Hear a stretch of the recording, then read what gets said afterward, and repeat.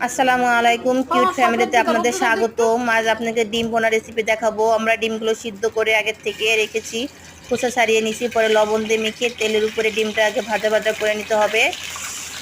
ডিমটা ভালো করে ভাজা ভাজা যখন এরকম একটা ব্রাউন কালার আসবে তখন ডিমগুলো নামিয়ে ফেলতে হবে।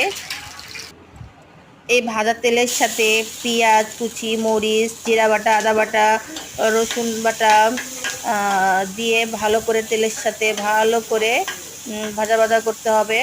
তারপরে পানি দিতে হবে।